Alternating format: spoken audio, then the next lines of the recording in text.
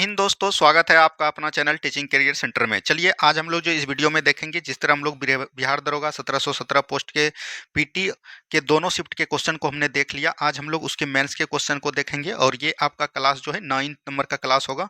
और इसमें हम लोग जो देखेंगे 22/7/2018 का जो एग्जाम हुआ था, इसमें 1 से लेके 100 तक सभी प्रश्नों को देखने वाले हैं। और इसका पीडीएफ दोस्तों आपको कहाँ पर मिलेगा, ध्यान रखना है, आपको टेलीग्राम लिंक पर ज्वाइन हो जाना है। डिस्क्रिप्शन में टेलीग्राम लिंक दिया गया है और इसमें आपको बताना है कि आपने कितने नंबर ले पाया। अगर आपने 80 नंबर आप इसमें कर रहे हैं, 70 से 80 नंबर, तो आपकी तैयारी बहुत ज़्यादा बेहतर मानी जाएगी। तो चलिए बिना देरी का हम लोग शुरुआत करते हैं आज के सेशन को। आज का सेशन आपका पहला नंबर क्वेश्चन क्या बोल रहा है, ध्यान से पढ़िएगा और जवाब दीजिएगा। दिया गया है सुनहरा चावल किस रोग के बचाव में सहायक होता है। तो सुनहरा चावल जो है किस रोग के बचाव में सहायक होता है, ये चीज बोला गया। तो याद रखिएगा ये जो हो जाएगा जीरोप्थिल्मिया हो जाएगा। ऑप्शन नंबर सी बिल्कुल राइट आंसर आपका हो जाएगा। अब यहाँ पर आया है सुनहरा चावल, क्या बोलेंगे, सुनहरा चावल। अब थोड़ा सा यहाँ पर से देखिए ये किस विटामिन के कमी के कारण होता है। तो याद रखिएगा विटामिन ए की कमी की पाई जाती है इसमें। और इसका वैज्ञानिक नाम आपके एग्जाम में कई बार पूछा जाता है। तो याद रखिएगा इसका वैज्ञानिक नाम जो होता है ओरेजेबा, क्या होता है दोस्तों, ओरिजा सोटेवा होता है। क्या होता है, ओरिजा सोटेवा होता है। तो ये चीज भी एकदम आपको ध्यान देते हुए चलनी है, ठीक है। तो यहाँ से ये इसका वैज्ञानिक नाम आपका हो गया। और ये किस विटामिन के कारण होता है, विटामिन ए कमी के कारण होता है। गलकंड या घेंगा रोग कहाँ पर होता है, तो याद रखिएगा गला में होता है और ये आयोडीन की कमी से होता है। किसके द्वारा, आयोडीन 131 की कमी के द्वारा होता है। प्लेगरा याद रखिएगा विटामिन B3 के कारण होता है, नियासिन जिसको हम लोग बोलते हैं। और बेरी बेरी याद रखिएगा विटामिन B1 थायमिन की कमी से होता है। तो ये सब चीज भी एकदम आपको ध्यान देते हुए चलनी है, ठीक है।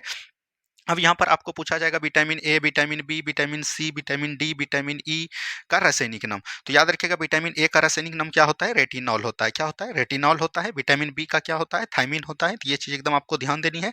विटामिन सी का क्या होता है, एस्कॉर्बिक एसिड होता है। क्या होता है, एस्कॉर्बिक एसिड होता है। तो ये चीज ध्यान दीजिएगा। विटामिन डी का क्या होता है दोस्तों, तो ये ध्यान देनी है, टोकोफेरॉल, क्या सॉरी कैल्सीफेरॉल होता है। क्या होता है, कैल्सीफेरॉल, ठीक है, कैल्सीफेरॉल होता है। और विटामिन ई का क्या होता है, टोकोफेरॉल होता है। तो इतना तक एकदम आपको ध्यान देते हुए चलनी है।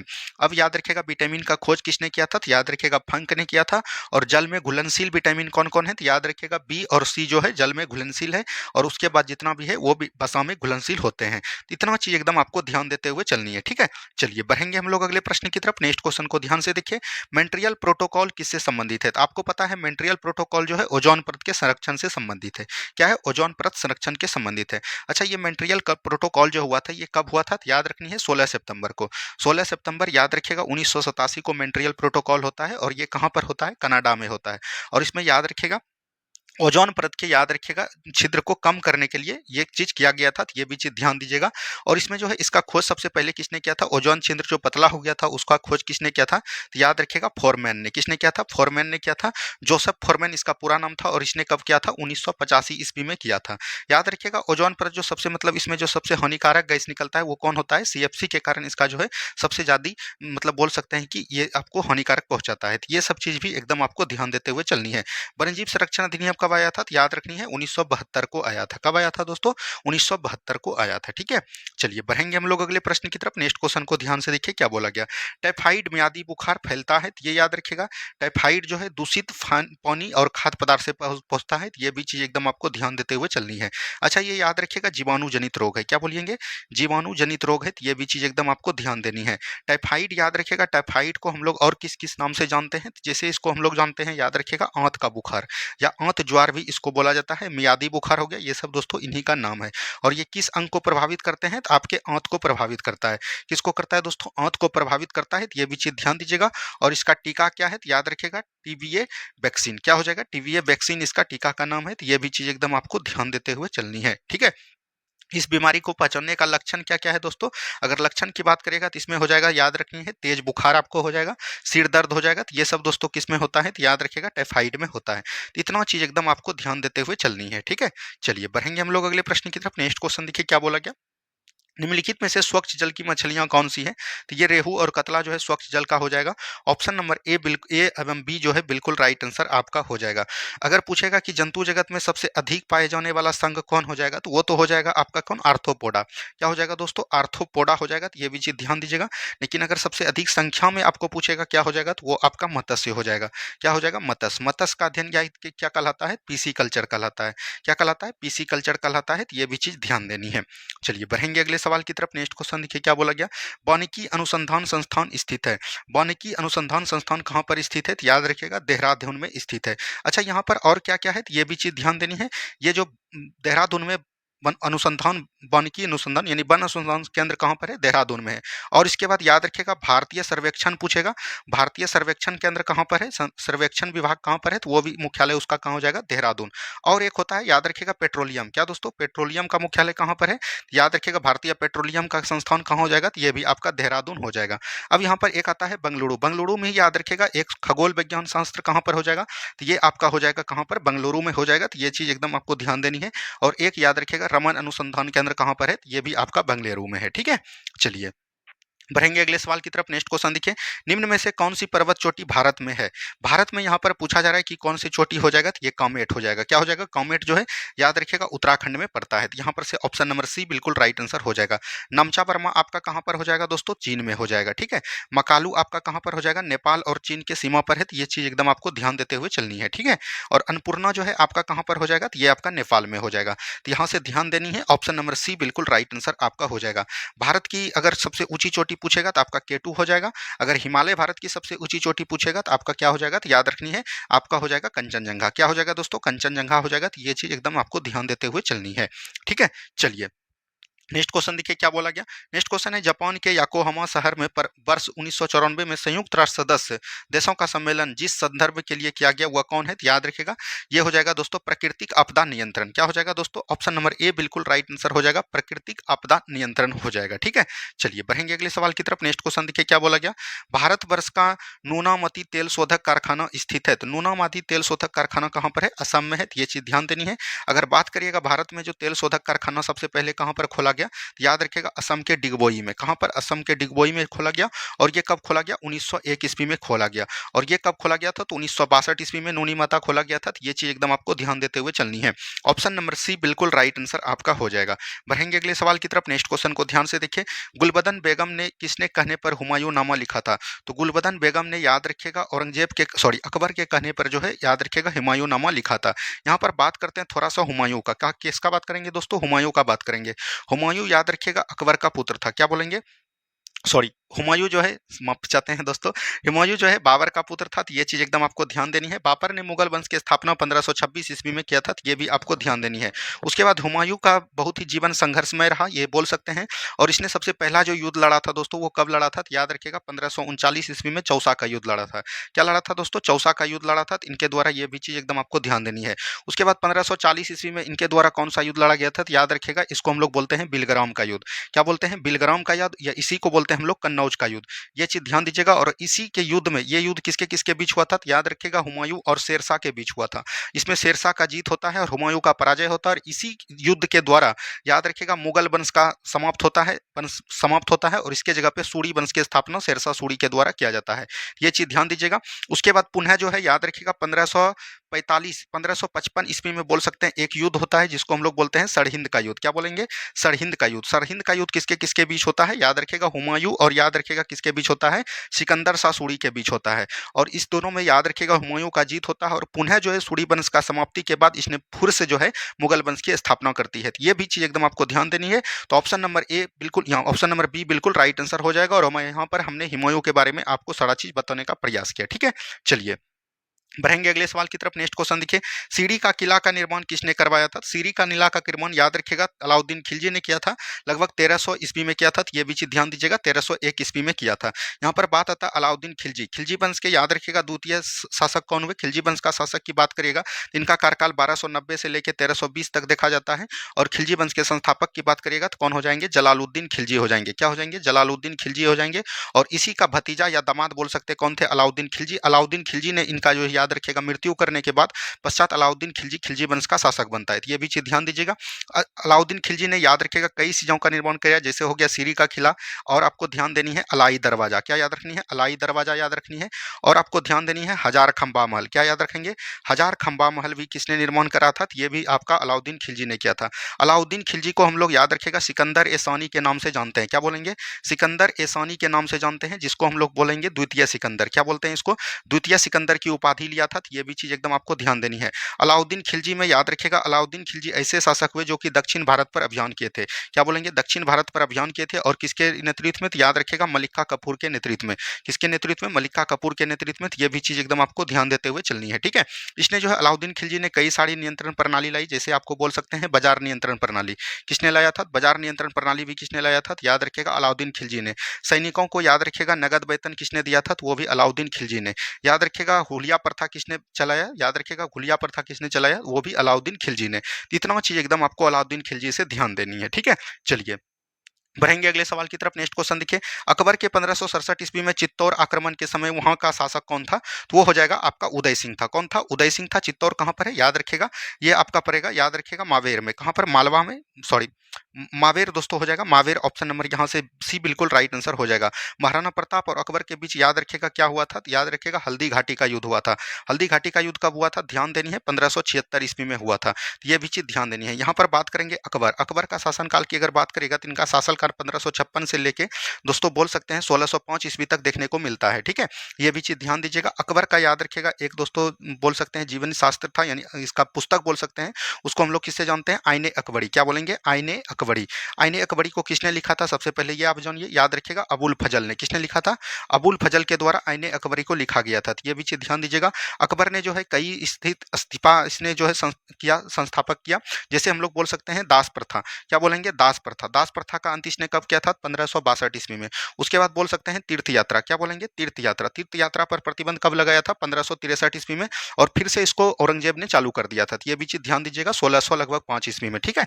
उसके बाद ध्यान देनी है तीर्थ यात्रा पर प्रतिबंध किसने लगाया? 1563 ईस्वी में। उसमें जजिया कर को भी समाप्त किया। क्या बोलिएगा? जजिया कर को समाप्त कब किया था? 1564 ईस्वी में।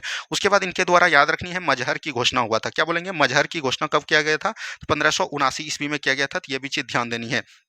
उसके बाद याद रखिएगा दीन ए इलाही की स्थापना किसने किया था? दीन ए इलाही 1582 ईस्वी में किसने चलाया था? तो याद रखिएगा 1582 में अकबर के द्वारा संस्थापित किया गया था। तो इतना चीज एकदम आपको अकबर के द्वारा ध्यान देते हुए चलनी है, ठीक है।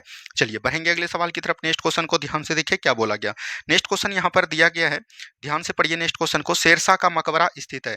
शेरशाह का मकबरा कहाँ पर स्थित है? सासाराम में है। तो ये भी चीज ध्यान देते हुए चलनी है।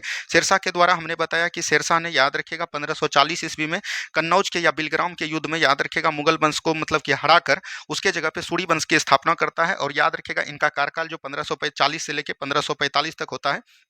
और 1545 में एक होता है कलिंजर का युद्ध। क्या बोलिएगा दोस्तों? कलिंजर का युद्ध होता है, जिसमें कि याद रखेगा शेरशाह की मृत्यु हो जाती है। तो ये भी चीज एकदम आपको ध्यान देनी है।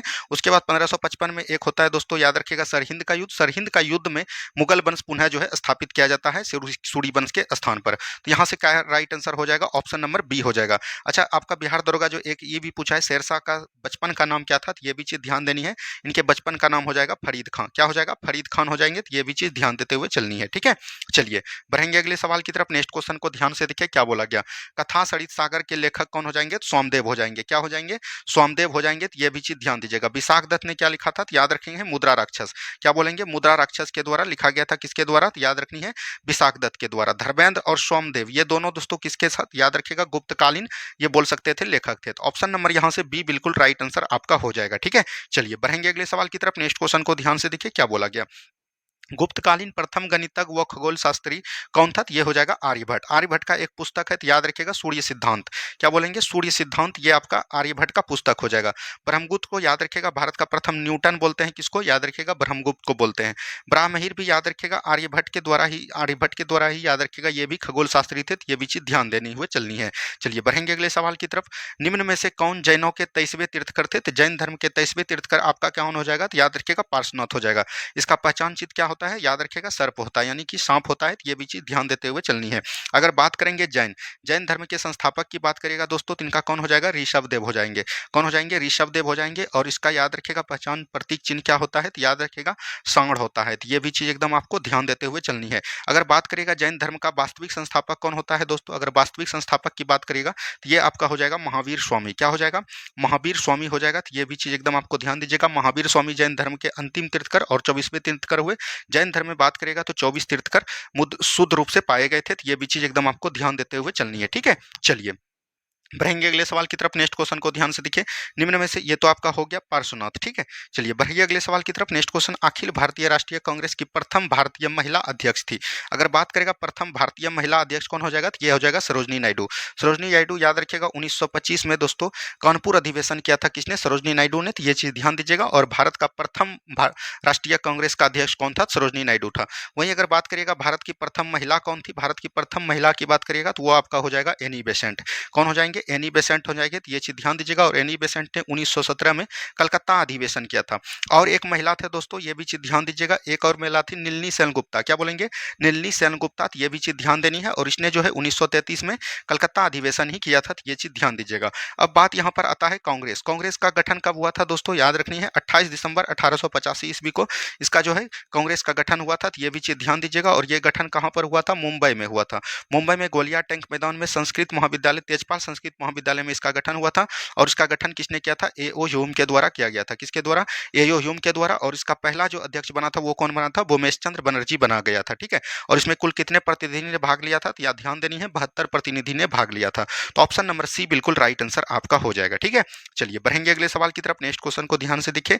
रविन्द्रनाथ टैगोर ने नाइटहुड की उपाधि क्यों लौटा दिया था, तो रविन्द्रनाथ ने नाइटहुड की उपाधि लौटा दिया था जलियांवाला बाग हत्याकांड के विरोध में। तो ऑप्शन नंबर बी बिल्कुल राइट आंसर आपका हो जाएगा, ठीक है। इसमें याद रखिएगा दोस्तों एक और था जमनालाल बजाज। क्या बोलेंगे, जमनालाल बजाज ने याद रखिएगा राय बहादुर की उपाधि लौटा दिया था। क्या बोलेंगे, राय बहादुर की उपाधि किसने लौटा दिया था, जमनालाल बजाज ने लौटा दिया था। और याद रखिएगा वायसराय की कार्यकारिणी परिषद से किसने इस्तीफा दे दिया था जलियांवाला बाग कांड में, याद रखिएगा शंकर नारायण ने। किसने दिया था, शंकर नारायण ने दिया था। तो ये भी चीज ध्यान दीजिएगा। जलियांवाला बाग हत्याकांड कब हुआ था, 13 अप्रैल 1919 को। कब हुआ था, 13 अप्रैल 1919 को हुआ था।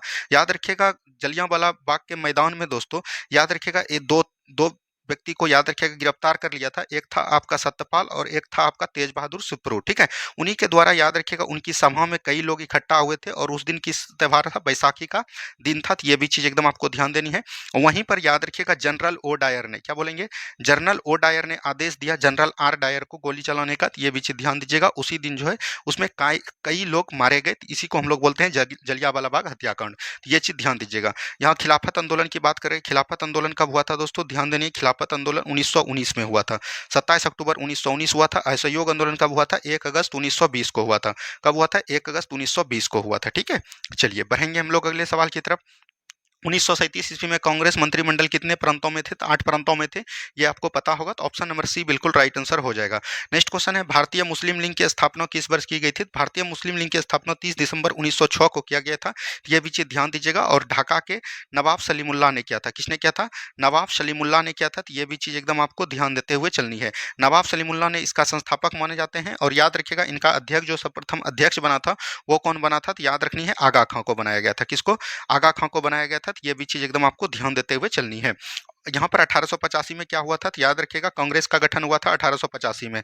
1905 में क्या हुआ था, बंगाल विभाजन हुआ था। क्या हुआ था, बंगाल विभाजन। 1907 में क्या हुआ था, सूरत अधिवेशन हुआ था। तो ये भी चीज ध्यान देनी है। चलिए बढ़ेंगे अगले सवाल की तरफ। प्रार्थना समाज के संस्थापक कौन था, प्रार्थना समाज का संस्थापक कौन हो जाएगा, तो याद रखिएगा प्रार्थना समाज का गठन 1967 ईस्वी में किसके द्वारा किया गया था, तो आत्माराम पांडुरंग के द्वारा, आत्माराम पांडुरंग के द्वारा किया गया था। तो ये चीज ध्यान देनी है। और इनके साथ साथ कौन थे, याद रखिएगा महादेव गोविंद रनाडे थे। और उनके साथ कौन थे, केशव चंद्र सेन थे। ये भी चीज ध्यान देनी है। यहाँ से इतना व्यक्ति जो है प्रार्थना समाज से जुड़े हुए थे। तो ऑप्शन नंबर ए बिल्कुल राइट आंसर हो जाएगा। ईश्वर चंद विद्यासागर ने याद रखिएगा 1956 ईस्वी में विधवा पुनर्विवाह गठन को समाप्त किया था। राजा राम मोहन राय के द्वारा कई चीज किए गए, जैसे ब्रह्म समाज हो गया और आपका आर्य समाज हो गया, सॉरी आत्मीय समाज हो गया। ये सब किसने किया था, राजा राम मोहन राय ने। ज्योतिबा फुले ने याद रखिएगा 1873 ईस्वी में जो है याद रखिएगा सत्यशोधक समाज की स्थापना किया था। क्या किया था, सत्यशोधक समाज की स्थापना कहाँ पर किया था, ये मुंबई में किया था। और इनका एक पुस्तक है ध्यान देनी है, उन पुस्तक का क्या नाम है, गुलामगिरी।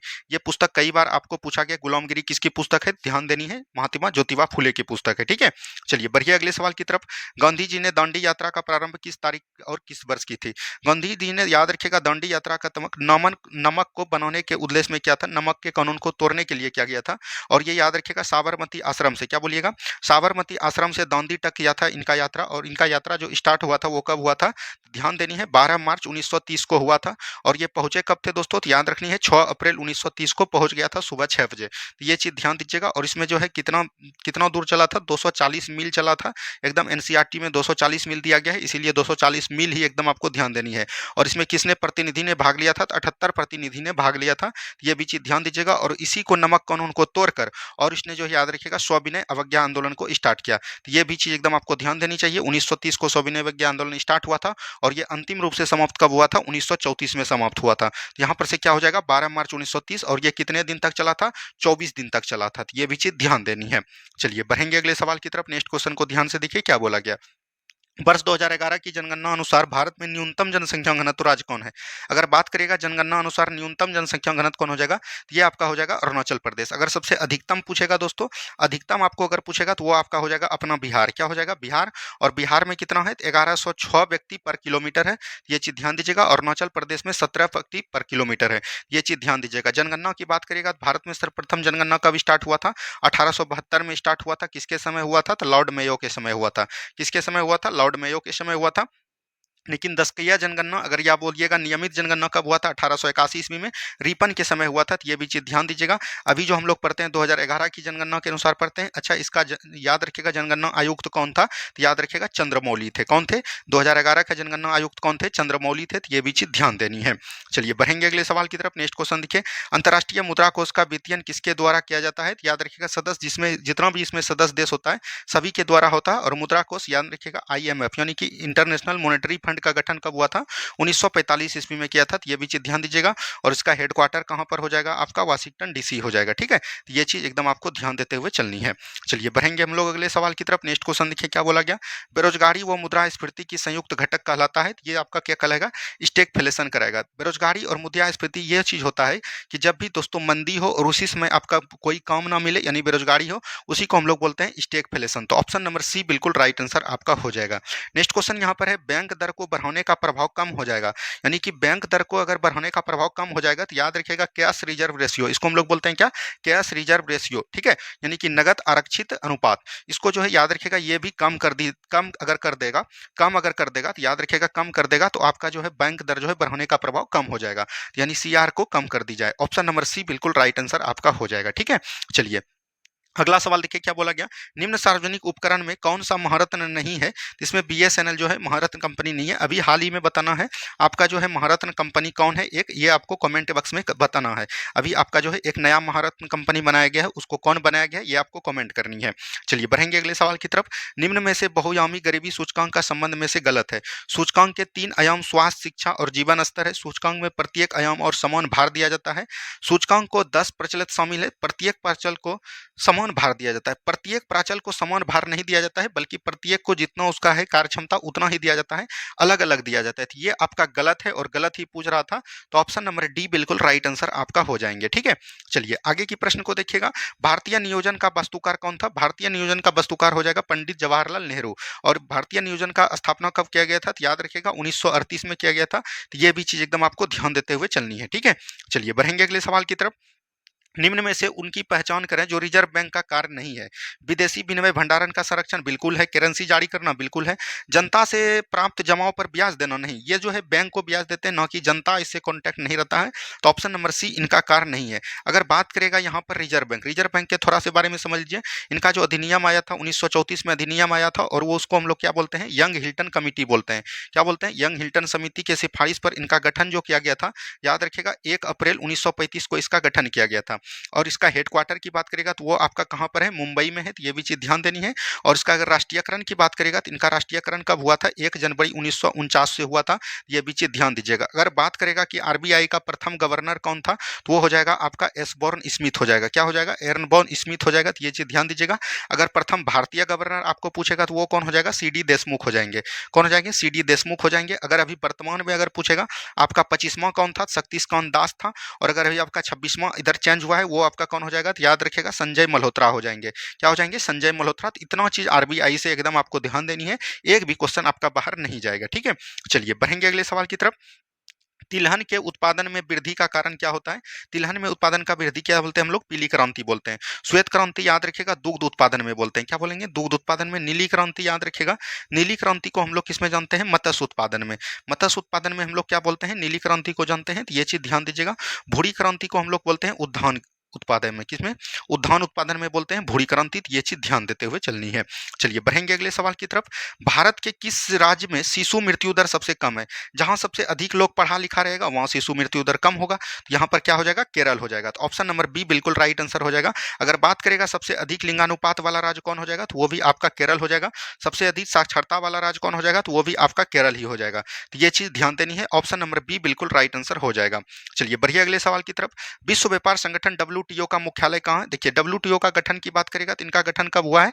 1 जनवरी 1995 को इनका गठन हुआ था। और इसका मुख्यालय की बात करेगा तो इनका मुख्यालय कहाँ पर है? स्विट्जरलैंड के जनेवा में।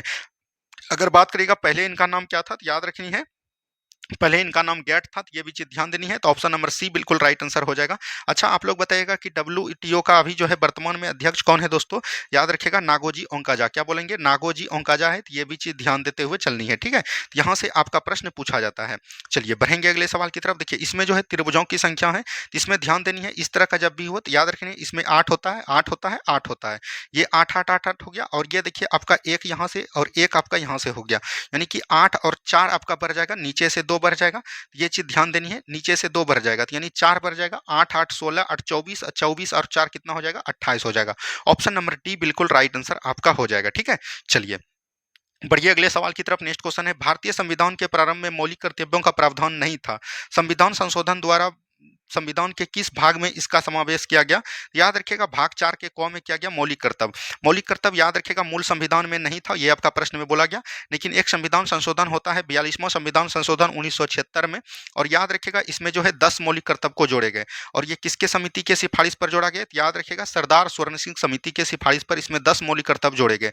लेकिन याद रखिएगा वर्तमान में जो है एक और मौलिक कर्तव्य जोड़ा गया 86वां संविधान संशोधन 2002 में, और इसमें जो है याद रखिएगा एक और मौलिक कर्तव्य जब बढ़ के कितना हो गया? 11 मौलिक कर्तव्य। और इसमें जो जोड़ा गया याद रखिएगा 6 से 14 वर्ष के कम बच्चे को शिक्षा देना माता पिता का अधिकार होगा, ये दोस्तों इस संविधान संशोधन में बोला गया था। तो यहाँ से क्या हो जाएगा? ऑप्शन नंबर डी हो जाएगा बिल्कुल राइट आंसर। अच्छा मौलिक कर्तव्य जो है कहाँ से लिया गया था? तो ध्यान देनी है रूस से लिया गया है। अगर अनुच्छेद की बात करेगा तो अनुच्छेद 51 के क में मौलिक कर्तव्यों का उल्लेख मिलता है, ठीक है। चलिए बढ़ेंगे अगले सवाल की तरफ। नेक्स्ट क्वेश्चन देखिए, राज्य पृथ्वी पर ईश्वर का अवतार है, उक्त कथन किस विचारक के द्वारा है? ये याद रखिएगा किसने बोला था? हेगेल ने बोला था। ऑप्शन नंबर ए बिल्कुल राइट आंसर आपका हो जाएगा। अरस्तु याद रखिएगा किसका शिष्य था दोस्तों? तो याद रखनी है सिकंदर का शिष्य था। क्या बोलेंगे? सिकंदर का शिष्य अरस्तु था। और अरस्तु याद रखिएगा अरस्तु का गुरु कौन हो जाएगा? प्लूटो हो जाएगा। क्या हो जाएगा? प्लूटो हो जाएगा। प्लूटो का गुरु कौन हो जाएगा? तो याद रखिएगा सुकराज हो जाएगा। क्या हो जाएगा? सुकराज हो जाएगा। तो ये चीज ध्यान देनी है। तो ऑप्शन नंबर ए बिल्कुल राइट आंसर आपका हो जाएगा। बढ़ेंगे अगले सवाल की तरफ। संविधान सभा में उद्देश्य प्रस्ताव प्रस्तुत किया गया था। बात करिएगा उद्देश्य प्रस्ताव, याद रखिएगा संविधान सभा का गठन जो है कैबिनेट मिशन के सिफारिश पर हुआ था। और संविधान सभा का प्रथम अगर बोलेगा बैठक कब हुआ था? तो 9 दिसंबर 1946 को हुआ था। उसी के उपरांत 13 दिसंबर 1946 को याद रखिएगा 13 दिसंबर 1946 को डॉक्टर पंडित नेहरू जी के द्वारा, याद रखिएगा पंडित जवाहरलाल नेहरू जी के द्वारा जो है इसमें जो है उद्देश्य प्रस्ताव को लाया गया, याद रखिएगा प्रस्तुत किया गया। और ये लागू कब से हुआ था? तो याद रखिएगा 22 जनवरी 1947 को। कब बोलेंगे? 22 जनवरी 1947 को उद्देश्य प्रस्ताव लागू किया गया। और याद रखिएगा इसमें जो है 3 शब्द जोड़े गए 42वां संविधान संशोधन 1976 के द्वारा। इसमें 3 शब्द जोड़ा गया, अखंडता, समाजवाद और पंथनिरपेक्ष, यानी कि ASP याद रखते हैं। तो ऑप्शन नंबर यहां से क्या हो जाएगा? 13 दिसंबर 1946। ऑप्शन नंबर सी बिल्कुल राइट आंसर आपका हो जाएगा। बढ़ेंगे अगले सवाल की तरफ। नेक्स्ट क्वेश्चन है, स्वाधीनता आंदोलन के दौरान पूर्ण स्वराज के लक्ष्य की घोषणा किस वर्ष की गई? तो याद रखिएगा 1929 के लाहौर अधिवेशन में। क्या बोलेंगे? 1929 के लाहौर अधिवेशन में किया गया था। और ये किसके द्वारा किया गया? याद रखिएगा पंडित जवाहरलाल नेहरू जी के द्वारा किया गया था। तो ये चीज भी एकदम आपको ध्यान देते हुए चलनी है, ठीक है। चलिए बढ़िए अगले सवाल की तरफ। संविधान सभा के प्रथम अध्यक्ष कौन थे? याद रखिएगा संविधान सभा का गठन हुआ था, उसकी प्रथम बैठक जो हुआ था 9 दिसंबर 1946 को हुआ था। और उस समय जो अध्यक्ष बनाया गया था, तो याद रखिएगा उम्र के हिसाब से सचिदानंद सिन्हा को बनाया गया था। किसको दोस्तों? सचिदानंद सिन्हा को बनाया गया। वहीं दोस्तों 2 दिन बाद 11 दिसंबर 1946 को याद रखिएगा अस्थाई जो है अध्यक्ष किसको बनाया गया? राजेंद्र प्रसाद को। यहाँ पर जब भी प्रथम की बात करेगा सचिदानंद सिन्हा हो जाएगा, ऑप्शन नंबर बी। वहीं अगर अस्थाई की बात करेगा तब आपको राजेंद्र प्रसाद हंड कंडीशन में मरना है। भीमराव अम्बेडकर ने याद रखिएगा प्रारूप समिति का अध्यक्ष था। प्रारूप समिति का गठन कब हुआ था? तो याद रखनी है 29 अगस्त 1947 को हुआ हुआ था। कब दोस्तों? 29 अगस्त 1947 को हुआ था, तो ये भी चीज ध्यान दीजिएगा। पंडित जवाहरलाल नेहरू, याद रखिएगा। संघ संविधान समिति के अध्यक्ष कौन थे? तो पंडित जवाहरलाल नेहरू थे। चलिए बढ़िएगा अगले सवाल की तरफ। नेक्स्ट क्वेश्चन को ध्यान से देखिए क्या बोला गया। नेक्स्ट क्वेश्चन आपका दिया गया है, किस भारत परिषद अधिनियम द्वारा भारत में ब्रिटिश सरकार द्वारा सांप्रदायिक निर्वाचन प्रणाली के प्रारंभ किया गया? ये हो जाएगा 1909। 1909 के अधिनियम में याद रखिएगा, इसमें जो है सांप्रदायिक निर्वाचन प्रणाली प्रारंभ हुआ, यानी कि मुसलमानों के लिए, याद रखिएगा, मुसलमानों के लिए पृथक निर्वाचन क्षेत्र माना गया। ये भी चीज ध्यान दीजिएगा। और इस अधिनियम को हम लोग बोलते हैं मार्ले मिंटो सुधार अधिनियम। क्या बोलेंगे? मार्ले मिंटो सुधार अधिनियम। इन्हीं अधिनियम को बोलते हैं 1909 के अधिनियम को। ऑप्शन नंबर डी बिल्कुल राइट आंसर आपका हो जाएगा। ठीक है, चलिए बढ़ेंगे अगले सवाल की तरफ। नेक्स्ट क्वेश्चन को ध्यान से देखिए। निम्नलिखित में से क्या भारत का नागरिक बनने के लिए आवश्यक नहीं है? बात करिएगा भाग 2 को, संविधान के भाग 2 को बात करेगा, तो इसमें जो है नागरिकता की बात की गई है। क्या बोला गया है? नागरिकता की बात की गई है। नागरिकता की बात याद रखिएगा अनुच्छेद 5 से लेकर 11 तक किया गया है। तो संविधान के 11 अनुच्छेद में बोला गया है, याद रखिएगा, नागरिकता संबंधित जो भी कानून होगा वो कौन बनाएगा? संसद बनाएगा। और अनुच्छेद 10 में बोला गया है, याद रखिएगा, भारत के व्यक्ति जो है 5 प्रकार से नागरिकता प्राप्त कर सकते हैं। याद रखिएगा, वंश के आधार पर, जन्म के आधार पर, याद रखिएगा, देशीकरण के आधार पर, और आपको याद रखना है पंजीकरण के आधार पर। ठीक है, पंजीकरण के आधार पर, और याद रखिएगा भूमि विस्तार। क्या बोलेंगे? भूमि विस्तार। इस 5 तरह से आपको जो है नागरिकता प्राप्त हो जाता है। अधिकृत संपत्ति नहीं होगा। तो ऑप्शन नंबर सी बिल्कुल राइट आंसर आपका हो जाएगा। ठीक है, चलिए बढ़ेंगे अगले सवाल की तरफ। नेक्स्ट क्वेश्चन देखिए क्या बोला गया। लोकसभा का अध्यक्ष अपना त्यागपत्र किसे संबोधित करता है? तो लोकसभा का अध्यक्ष जो है अपना त्यागपत्र किसको देगा? उपाध्यक्ष को देगा। लोकसभा की बात करेगा तो इसका चर्चा जो है, याद रखिएगा, ये जो है एक प्रकार का बोल सकते हैं संसद का निम्न सदन होता है। संसद का क्या होता है? निम्न सदन होता है। तो ये भी चीज ध्यान देनी है। और इसकी चर्चा संविधान के, याद रखेगा, 81 अनुच्छेद में किया गया है। अगर बात करेगा लोकसभा अध्यक्ष एवं उपाध्यक्ष की चर्चा जो है संविधान के 93 नंबर यानी 93वें अनुच्छेद में इसका वर्णन किया गया है। ये भी चीज ध्यान देनी है। अगर बात करेंगे लोकसभा, लोकसभा का बात करेगा तो अभी जो है 18वीं लोकसभा चल रहा है। अगर बात करेंगे लोकसभा के प्रथम अध्यक्ष कौन थे आपका? पहली बार अध्यक्ष कौन थे? तो याद रखिएगा जीबी मावलकर हो जाएंगे। क्या हो जाएंगे? गणेश वासुदेव मावलकर हो जाएंगे। तो ये चीज ध्यान दीजिएगा। और अभी जो 18वीं लोकसभा चल रहा है इसमें अध्यक्ष कौन हो जाएंगे? तो आपका ओम बिरला हो जाएंगे। क्या हो जाएगा? 17वीं भी ओम बिरला था और 18वां भी आपका ओम बिरला ही हो जाएंगे। तो ऑप्शन नंबर यहां से डी बिल्कुल राइट आंसर हो जाएगा। चलिए बढ़िए अगले सवाल की तरफ। नेक्स्ट क्वेश्चन को ध्यान से देखिए। भारत के किस राज्य में द्विसदनीय व्यवस्था नहीं है? द्विसदनीय व्यवस्था यानी कि याद रखिएगा विधान परिषद की बात कर रही है। क्या बोलेंगे? विधान परिषद की बात कर रही है। और उस राज्य में, याद रखिएगा, जिस राज्य में विधानसभा और विधान परिषद दोनों हो उसको हम लोग क्या बोलते हैं? द्विसदनीय व्यवस्था बोलते हैं। तो ऑप्शन नंबर यहाँ से बात करेगा तो यहाँ पर से विधान परिषद की बात करेगा। संविधान के 168 आर्टिकल को पढ़िएगा तो इसमें बोला गया है विधानमंडल की चर्चा किया गया। किसका चर्चा? विधानमंडल की चर्चा किया गया है। और इसमें याद रखिएगा विधान परिषद और विधानसभा जो है इसके 2 अंग है। ये चीज ध्यान दीजिएगा। विधान परिषद जिस सभा से कि आपका राज्यसभा होता है उसी तरह से विधान परिषद होता है। और जिस सभा से आपका केंद्र में लोकसभा होता है संसद में, उसी तरह विधानमंडल में विधानसभा होता है। विधानसभा भारत के 28 राज्य में है। ये चीज ध्यान दीजिएगा। लेकिन विधान परिषद जो है मात्र 5 राज्य या 6 राज्य में है। आपको ध्यान देनी है, एक ट्रिक याद रखनी है, तू भी मजा कर। क्या बोलेंगे? तू भी मजा कर। इस तरह से आपको याद रखनी है, याद रखनी है। जैसे हो गया टी से हो गया आपका तेलंगाना। क्या हो जाएगा दोस्तों? तेलंगाना हो जाएगा। यू से आपका हो जाएगा यूपी। BHI से हो जाएगा आपका बिहार हो जाएगा। ठीक है, M से आपका हो जाएगा महाराष्ट्र। क्या हो जाएगा? महाराष्ट्र। A से आपका हो जाएगा, याद रखिएगा, आंध्र प्रदेश। और KR से हो जाएगा कर्नाटक। तो यहाँ पर से देख लीजिए कहाँ पर नहीं है, पंजाब में नहीं है। पहले जो है जम्मू कश्मीर में भी था लेकिन अभी जो है वहां पर निरस्त कर दिया। तो ऑप्शन नंबर सी बिल्कुल राइट आंसर आपका हो जाएगा। ठीक है, चलिए बढ़ेंगे अगले सवाल की तरफ। कौन से मूल अधिकार अधिकार केवल भारतीय नागरिकों के लिए उपलब्ध है? देखिए भारतीय के लिए जो है याद रखिएगा 5 मूल अधिकार है, जो कि याद रखिएगा इन्हीं को सिर्फ अधिकार है। और मूल अधिकार की चर्चा याद रखिएगा इसमें जो है अनुच्छेद कितना कितना आते हैं? 15, 16, 19, 29 और 30। ये 5 अनुच्छेद ऐसे हैं जो कि सिर्फ और सिर्फ भारतीय को अधिकार है, या ना कि विदेशीय को। तो 15, 16, 19, 29 हो जाएगा। ऑप्शन नंबर ए बिल्कुल राइट आंसर हो जाएगा। यहाँ पर बात आता है मूल अधिकार। मूल अधिकार याद रखिएगा इसको हम लोग भाग 3 में पढ़ते हैं, संविधान के भाग 3 में। और अनुच्छेद की बात करेगा तो अनुच्छेद 12 से लेकर 35 तक इसका वर्णन किया गया है। और ये कहां से लिया गया है दोस्तों? अमेरिका के संविधान से लिया गया है। अगर बात करिएगा कि संविधान का मैग्ना कार्टा किसे कहते हैं? मूल अधिकार को कहते हैं। अब यहाँ पर मूल अधिकार में अनुच्छेद आता है 12 से 35 तक, तो तुरंत एक बार देख लीजिए अनुच्छेद 12 में क्या बोला गया है। याद रखिएगा मूल अधिकार की राज्य की परिभाषा बोला गया है। 13 में बोला गया है कि यह न्यायालय में अपरिवर्तनीय होगा। 14 में बोला गया विधि के समक्ष समानता। 15 में बोला गया धर्म जाति लिंग पर किसी में भेदभाव नहीं किया जाएगा। 16 में बोला गया है याद रखिएगा अवसर की समानता। 17 में बोला गया अश्लीलता का अंत यानी छुआछूत का अंत। 18 में बोला गया उपाधियों का अंत। 19 में बोला गया अभिव्यक्ति की स्वतंत्रता। 20 में बोला गया याद रखेगा 2 सिद्धि के विरुद्ध संरक्षण। 21 में बोला गया प्राण एवं दैहिक स्वतंत्रता। अनुच्छेद 22 में बोला गया गिरफ्तारी के विरुद्ध संरक्षण। अनुच्छेद 23 में बोला गया बलात्संग एवं बेगारी प्रथा। अनुच्छेद 24 में बोला गया कि 14 वर्ष के कम बच्चे को काल कारखाना में नहीं देना चाहिए। अनुच्छेद 25 में बोला गया, याद रखिएगा, धार्मिक स्वतंत्रता। अनुच्छेद 26 में बोला गया धार्मिक कार्यों का प्रबंधन। अनुच्छेद 27 में बोला गया, याद रखिएगा, इसमें जो अनुच्छेद 27 में क्या बोला गया दोस्तों, अनुच्छेद 27 में ये चीज बोला गया है कि धार्मिक कार्य के लिए कोई भी अगर आप काम कर रहे हैं उसमें जो है आपको सरकार को टैक्स नहीं देना होगा। 28 में बोला गया है, ध्यान देनी है, कोई भी विद्यालय अगर सरकारी रूप से पूर्णतः चल रहा है वहां पर धार्मिक शिक्षा नहीं दी जाएगी। 29 में बोला गया अल्पसंख्यक हितों के बारे में संरक्षण। अनुच्छेद 30 में बोला गया है, याद रखिएगा, जो भी अल्पसंख्यक वर्गों के हित रहेंगे, व्यक्ति रहेंगे, वो जो है अपना शिक्षक संस्थान खोल सकते हैं और वहां पर शासन प्रशासन खुद कर सकते हैं। 31 में संपत्ति का अधिकार था, इसको निरस्त कर दिया। अनुच्छेद 32 में बोला गया संवैधानिक उपचारों का अधिकार। तो इतना चीज एकदम आपको ध्यान देते हुए चलनी है, ठीक है। चलिए बढ़ेंगे अगले सवाल की तरफ। औसत कथन चुनिए। देखिए राज्यसभा यहाँ पर बोला है, राज्यसभा की चर्चा याद रखेगा, राज्यसभा जो है, राज्यसभा की चर्चा संविधान में याद रखिएगा अनुच्छेद 80 में इसका वर्णन किया गया है। और ये याद रखिएगा एक प्रकार का अस्थायी सदन होता है। क्या बोलेंगे, अस्थायी सदन होता है, लेकिन याद रखिएगा इनके सदस्यों का कार्यकाल जो है 6 वर्षों तक होता है और प्रत्येक 2 वर्ष पर 1/3 सदस्य जो है सेवानिवृत्त होते हैं। तो ये चीज ध्यान दीजिएगा। राज्यसभा में 250 सीट अधिकतम होते हैं दोस्तों, जिसमें कि याद रखिएगा अभी वर्तमान में कितना सीट है, 245 सीट है, जिसमें कि याद रखिएगा 12 सीट जो है इस पे राष्ट्रपति द्वारा मनोनीत होते हैं साहित्य, कला, विज्ञान और समाज सेवा के क्षेत्र से। तो वहीं पर क्वेश्चन है, इसमें गलत चुनना है। राज्यसभा में 12 सदस्यों की राष्ट्रपति मनोनीत करते हैं, बिल्कुल ठीक हो जाएगा। प्रत्याशी को उसी राज्य का होना चाहिए जहां से वो राज्यसभा चुनाव लड़ रहा है, ये भी ठीक है। राज्यसभा को भंग किया जा सकता है, तो राज्यसभा को कभी भी भंग नहीं किया जा सकता है। हमने बताया कि इनका जो है कोई भी कार्यकाल इनकी अस्थायी होता है, इसीलिए इसको कभी भी भंग नहीं किया जाता है। तो ऑप्शन नंबर सी बिल्कुल राइट आंसर आपका हो जाएगा, ठीक है। चलिए बढ़ेंगे अगले सवाल की तरफ। सत्य कथन को चुनिए। सत्य कथन को इसमें चुनना है, तो ये चीज ध्यान दीजिएगा। वित्त आयोग संवैधानिक निकाय है, बिल्कुल राइट है, यही आपका सही हो जाएगा। वित्त आयोग की चर्चा संविधान के 280 नंबर आर्टिकल में किया गया है और ये एक प्रकार का संवैधानिक निकाय है, ठीक है। जिसका चर्चा अनुच्छेद में किया गया, संविधान में किया गया, वो एक प्रकार का संवैधानिक निकाय होता है। ये चीज एकदम आपको ध्यान देनी है। चलिए बढ़ेंगे अगले सवाल की तरफ। राज्यसभा में गणपूर्ति हेतु कितने सदस्यों की आवश्यकता होती है।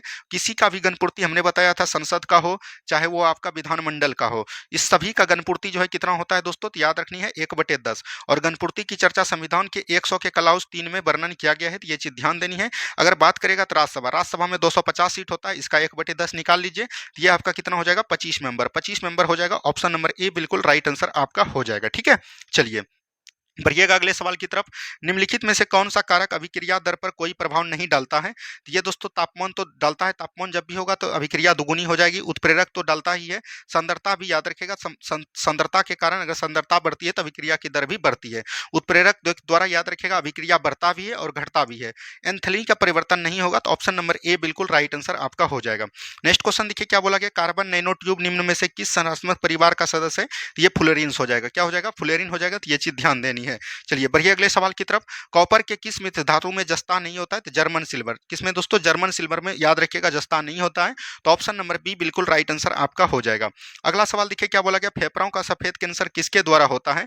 तो एस्बेस्टस के द्वारा। किसके द्वारा, एस्बेस्टस के द्वारा होता है। ये चीज ध्यान देनी है। ऑप्शन नंबर ए बिल्कुल राइट आंसर हो जाएगा। और ये याद रखिएगा उद्योगों में जो निकलता है सोडियम सिलिकेट, उसी के द्वारा होता है। यह भी चीज ध्यान देनी है। चलिए बढ़ेंगे अगले सवाल की तरफ। संसद की प्रकलन समिति कैसी समिति है, अस्थायी समिति है। और प्रकलन समिति में याद रखिएगा कुल 30 सदस्य होते हैं और सभी सदस्य जो है याद रखिएगा लोकसभा में होते हैं। तो ये भी चीज ध्यान देनी है। चलिए बढ़ेंगे अगले सवाल की तरफ। देखिए वित्त आयोग के संदर्भ में गलत कथन फिर से वित्त आयोग में पूछ रहा है। वित्त आयोग द्वारा की गई सिफारिश राष्ट्रपति पर बाध्यकारी होती है। यहाँ पर गलत कथन को चुनना है, ठीक है। गलत कथन को चुनना है, तो यही आपका गलत कथन हो जाएगा दोस्तों। बाध्यकारी नहीं होता है। वित्त आयोग के द्वारा सिफारिश जो है राष्ट्रपति पर बाध्यकारी नहीं होता है, यहाँ पर होता है। तो ऑप्शन नंबर ए ही आपका गलत हो जाएगा, ठीक है। चलिए नेक्स्ट क्वेश्चन, ये एक प्रकार का रीजनिंग है दोस्तों। देखिए इसका जो है मतलब यहाँ पर क्या है 13 है और इसका मतलब आपका दिया गया है प्लस, तो यहाँ पर प्लस दे दीजिए।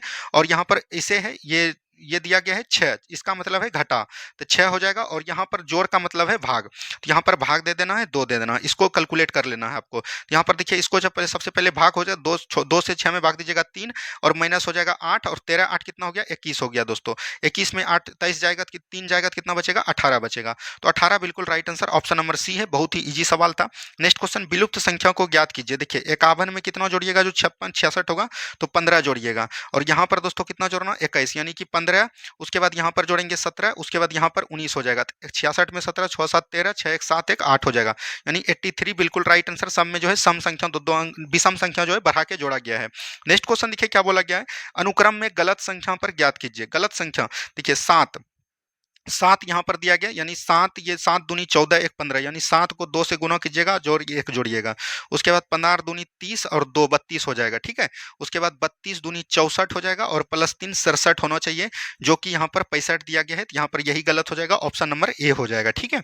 चलिए बढ़ेंगे अगले सवाल की तरफ। यदि नवीन कहता है, नवीन मान के चलिए कहता है, क्या बोलता है, नवीन कहता है कि मोहन की माता जो है मेरी माता का, यानी कि इसका माता हो गया, और मोहन की माता मेरी माता की इकलौती पुत्री है। इसका जो है पुत्री हो जाएगा कौन, याद रखिएगा, ये मोहन की माता हो जाएगा। मोहन का माता कौन हो जाएगा, तो ये भी चीज ध्यान देनी है, ये मोहन का माता हो जाएगा। उसके बाद बोल रहे हैं तब नवीन का मोहन से क्या संबंध है, तो नवीन का मोहन के साथ संबंध क्या हो जाएगा, ये भाई बहन हो जाएगा, तो ये इसका मामा हो जाएगा। तो ऑप्शन नंबर सी बिल्कुल राइट आंसर हो जाएगा। ये सब चीज तो आप बना लीजिएगा।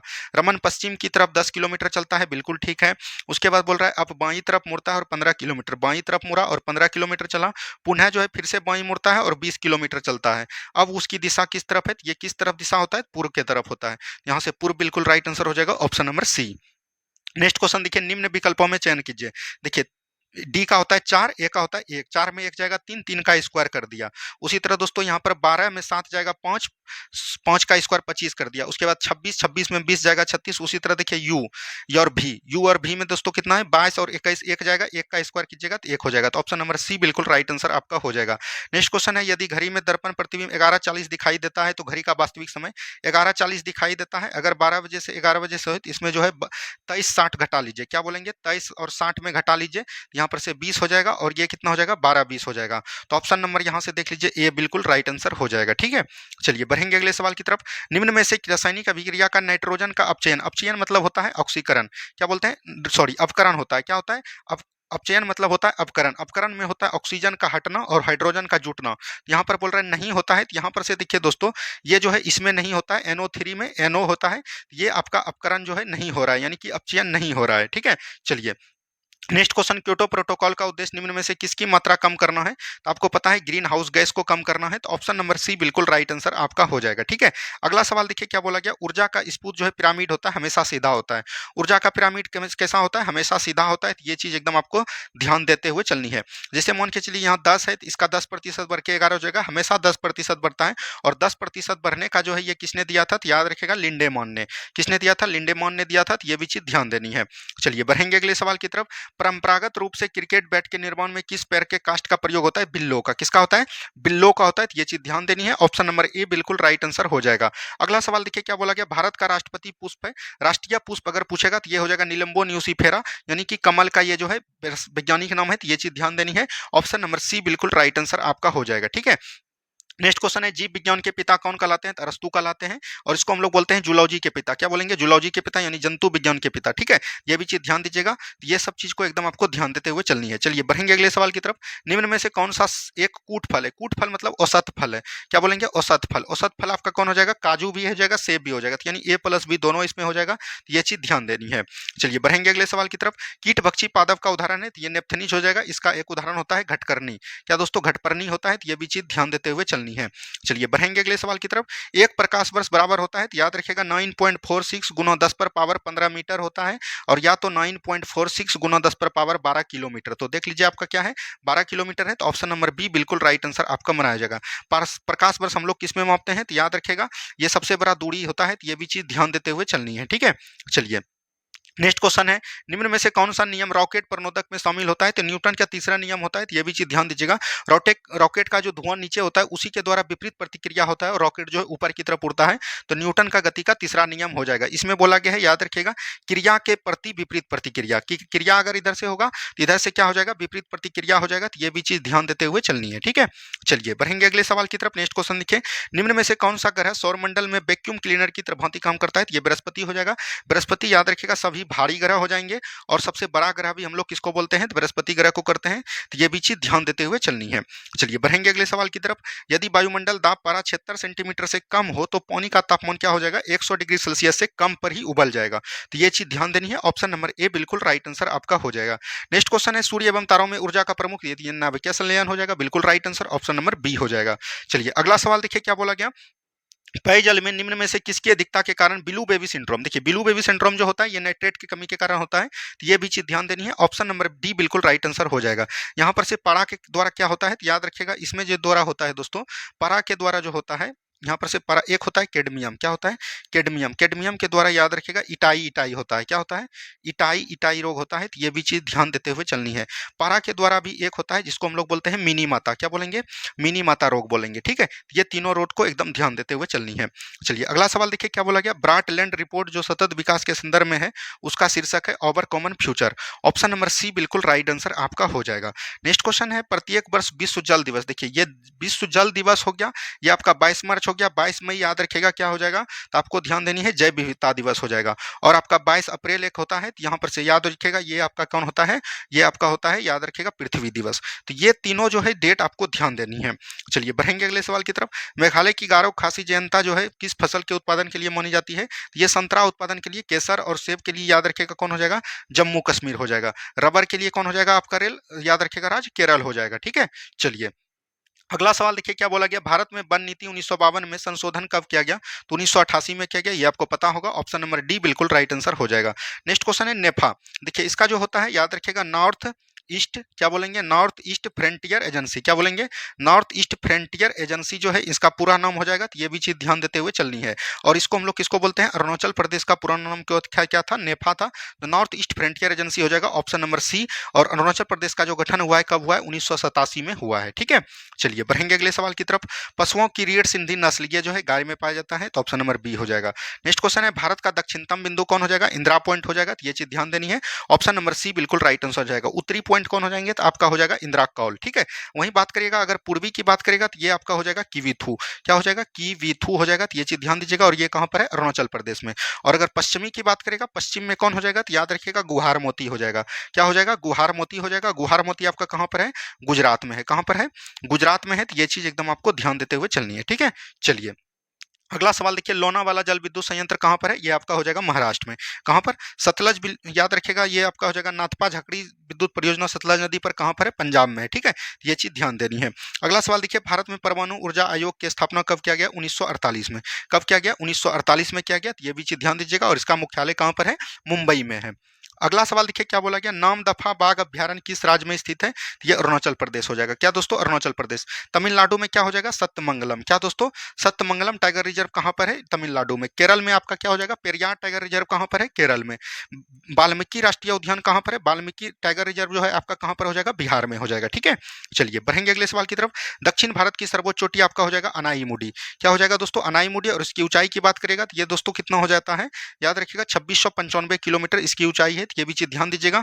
और एक दोस्तों दक्षिण भारत की याद रखिएगा दूसरी सबसे ऊंची चोटी नीलगिरी पर्वत पर है, जो आपका हो जाएगा डोडाबेटा, क्या हो जाएगा डोडाबेटा हो जाएगा, तो ये भी चीज ध्यान देनी है। और इसकी ऊंचाई की बात करेगा तो 2637 किलोमीटर है, ठीक है मीटर है। चलिए बढ़ेंगे अगले सवाल की तरफ। ये देखिए आपको एक टुकड़ा दिया गया है, तो ये ऑप्शन नंबर बी हो जाएगा, तो ये सब तो आप बना लीजिएगा। नेक्स्ट क्वेश्चन है, एथलीट जो है एशियन और इंडियन, यानी कि एशियन इंडियन, यानी कि एथलीट जो है एक आपका इंडियन है और आपका एशियन है, तो ये दोनों एथलीट हो सकते हैं, तो ऑप्शन नंबर सी बिल्कुल राइट आंसर हो जाएगा। अगला सवाल देखिए, एक आदमी 2 तथा 7 अंकों के बिना 50 से 99 तक, यानी कि आपका हो जाएगा 50 हो गया, 51 हो गया, 52, 2 नहीं लेना है और 7 नहीं लेना है, तो इस तरह से जो आपका बनेगा तो वो लगभग 38 बनेगा, तो ये एक बार देख लीजिएगा आप। नेक्स्ट क्वेश्चन देखिए क्या बोला गया, यदि m का 13 है पेन, यानी कि 16 हो गया और 14 हो गया, 16 14 40 हो गया, 40 सॉरी 16 हो गया दोस्तों और 14 हो गया, 16 और 14 30 और 5 35 हो गया, यानी कि सभी को जोड़ना है। देखिए होटल एच का हो गया 8, ओ का हो गया 15, टी का हो गया 20 दोस्तों, ई का हो गया 5 और एल का हो गया 12, यानी 12 5 17 हो गया। और 17 और दोस्तों यहाँ पर कितना हो जाएगा, 17 15 कितना हो गया, 17 15 32, 32 और 28 कितना हो गया, 60 हो गया। ऑप्शन नंबर बी बिल्कुल राइट आंसर हो जाएगा, ठीक है। चलिए इसमें जो बोल रहा है दाई ओर से 8वां और फिर दाई तरफ से चौथा, तो दाई दाई है तो घट जाएगा, कितना हो जाएगा 4, तो दाई तरफ से चौथा ले लीजिए, 1 2 3 4, यानी एक राइट आंसर हो जाएगा ऑप्शन नंबर ए। अगला सवाल देखिए क्या बोला गया, किसी लीप वर्ष का के लिए निम्नलिखित महीनों में से किसका समान कैलेंडर नहीं होगा। देखिए जनवरी भी 30 होता है, 31 होता है, अक्टूबर भी 31 होता है, मार्च दोस्तों कितना होता है, ये 31 होता है, लेकिन सितंबर 30 होता है, तो यही नहीं होगा, ऑप्शन नंबर बी बिल्कुल राइट आंसर हो जाएगा। अगला सवाल देखिए क्या बोला गया, पाचन तंत्र का कौन सा भाग HCl यानी कि हाइड्रोक्लोरिक अम्ल जो है स्रावित करता है, वो अमाशय करता है, ये भी चीज ध्यान देनी है। और ये कहां से स्रावित होता है, अमाशय के जठर रस से। ऑप्शन नंबर डी बिल्कुल राइट आंसर आपका हो जाएगा, ठीक है। चलिए दिया गया एक वृत्त की परिधि 880 मीटर है, वृत्त का व्यास। जब भी व्यास पूछे तो याद रखेगा उसके परिधि में जो है, याद रखेगा इसके परिधि में जो है पाई से भाग दे देनी है आपको। परिधि में जब पाई से भाग दीजिएगा तो 880, अब पाई का मान कितना होता है 22 और ऊपर चल जाएगा 7, यानी 22 चौक 88, 7 28, 280 मीटर हो जाएगा। तो ये चीज ध्यान देनी है। ऑप्शन नंबर ए, ऐसे आपको निकालना है। परिधि दिया गया है 2 पाई आर बराबर हो जाएगा 880, इसको निकाल लीजिए। 2 गुना 22/7 आर निकल जाएगा, आर में फिर 2 से भाग दे दीजिएगा तो वो आपका जो है दुगुना व्यास हो जाएगा। ठीक है, चलिए बढ़ेंगे अगले सवाल की तरफ। ए बी सी गुणोत्तर श्रेणी है, लॉग ए लॉग बी लॉग सी। इसको जब बनाएगा तो ये समांतर श्रेणी में हो जाएगा। तो ये 11th क्लास का है, इसीलिए आपको ध्यान देनी है। इसका भी आंसर क्या हो जाएगा दोस्तों, ऑप्शन नंबर डी हो जाएगा 5 6 7 8। ठीक है, चलिए इसमें जो है कुछ नहीं करना है, सिर्फ जो है पी से भाग दे देना है। इसमें जो है पी से भाग दीजिएगा तो ये कितना हो जाएगा 2 हो जाएगा, और ये पी हो जाएगा -2 + 1 हो जाएगा, और बराबर ये कितना हो जाएगा 1/p हो जाएगा, 1/4/p इधर भी भाग देना है। तो इस तरह से इसका कैलकुलेट कीजिएगा तो 10 राइट आंसर हो जाएगा। ठीक है, चलिए अगला सवाल देखिए। एक खिलौना घन का सभी सतहों को लाल रंग से लगा जाता है, इसमें 64 समान घनों में काटा जाता है। जब भी काटा जाएगा तो याद रखिएगा इसका घनमूल निकालना है। 64 का 3 घनमूल कितना हो जाएगा दोस्तों, बोल सकते हैं ये हो जाएगा आपका घनमूल, अगर निकालिएगा तो 4 हो जाएगा, और इसमें एक घटाना है तो ये आपका 3 हो जाएगा। उसके बाद बोल रहा है कि घन ऐसे हैं, कितने घन ऐसे हैं जिनकी किसी भी सतह पर लाल रंग नहीं है, तो 3 हो गया। 3 में याद रखिएगा एक घटाइएगा, एक सतह नहीं होगा लाल, और इसका स्क्वायर कर देना, यानी कि 2 का क्यू कर देना। कितना कर देना, क्यू कर देना सरो दोस्तों, क्या कर देना क्यू, तो ये हो जाएगा आपका 8 हो जाएगा। तो इस तरह से बनता है, तो ये चीज ध्यान देनी है। नेक्स्ट क्वेश्चन है, कलोल पावर विद्युत परियोजना कहाँ है, ये गुजरात में है। ऑप्शन नंबर डी बिल्कुल राइट आंसर आपका हो जाएगा। तो आज हमने जो है आपको 1717 पोस्ट में जितने भी मेंस के क्वेश्चन थे 1 से लेके 100 तक करवाया। उम्मीद है कि आप लोगों को वीडियो अच्छा लग रहा होगा। इसी तरह से आपका पूरा प्रैक्टिस सेट हमने प्रीवियस ईयर क्वेश्चन के रूप में करवा देंगे, ताकि आपको एग्जाम में बहुत ज़्यादा फायदा मिले। धन्यवाद, मिलते हैं हम लोग अगले वीडियो में। वीडियो को ज़्यादा से ज़्यादा लाइक कीजिए, शेयर कीजिए, और चैनल में अगर पहली बार बन रहे हैं प्लीज़ चैनल को सब्सक्राइब जरूर कीजिए, और अपना नंबर जो है आपको कमेंट्स बॉक्स में जरूर पिन अप करना है। धन्यवाद, मिलते हैं अगले वीडियो में।